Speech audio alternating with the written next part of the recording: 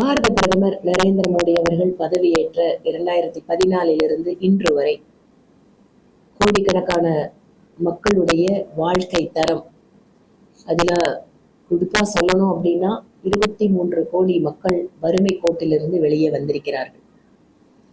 எப்படி வந்தாங்க? வெறுமனே அவங்களோட வாழ்க்கை தரம் இப்படி மாறி இருக்குன்னு பேப்பர்ல எழுதி வச்சதை சொல்லல.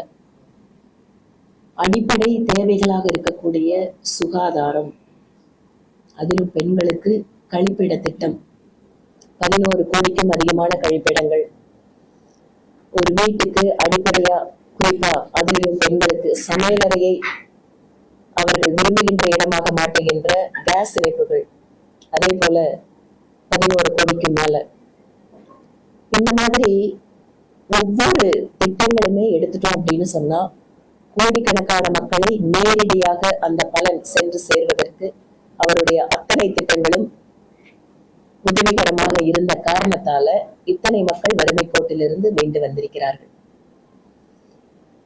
நாடு முழுவதும் அடிப்படை கட்டமைப்பு வசதிகளில் இதுவரை இல்லாத அளவிற்கு பிரதமர் மோடி அவர்கள் காலத்தில் தான் நெடுஞ்சாலைகளாகட்டும், விமான நிலையங்களாகட்டும், ரயில்வே நிலையங்களாகட்டும், துறைமுகங்களாகட்டும், அவை ஒவ்வொன்றுமே ஒரு புதிய மைல்கல்லை எட்டியிருக்கின்ற சூழலை கடந்த 10 ஆண்டுகளில் பார்க்க முடியும். இவை இல்லாமல் விவசாயிகளுக்கென்று நேரடியாக வங்கி கணக்கில் வருடத்திற்கு 6000 ரூபாய் கொடுக்கக்கூடிய திட்டத்துல இன்று ஏழை விவசாயிகள் யாருக்கும் ஒரு பைசா லஞ்சம் கொடுக்காம டெல்லியிலிருந்து கிடைக்கிறத நேரடியாக பெற்றுக் கொண்டிருக்கிறார்கள்.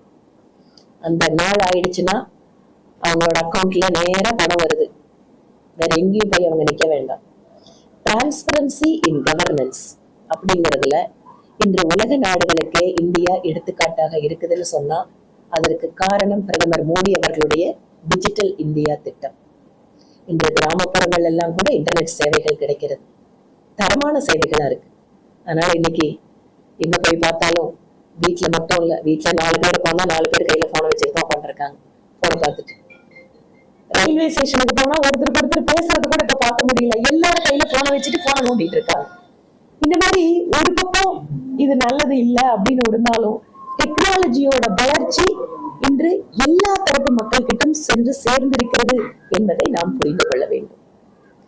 இந்த மாதிரி பெண்களுக்கு அதிகாரம் கொடுப்பது, 50% இடஒதுக்கீடு இன்றைக்கு மாநிலங்களில் கொண்டு வரப்பட்டிருக்கிறது. 33% இடஒதுக்கீடு இத்தனை வருட காலம் நிலுவையில் இருந்த மசோதா நிறைவேற்றப்பட்டு அது சட்டமாக்கப்பட்டிருக்கிறது.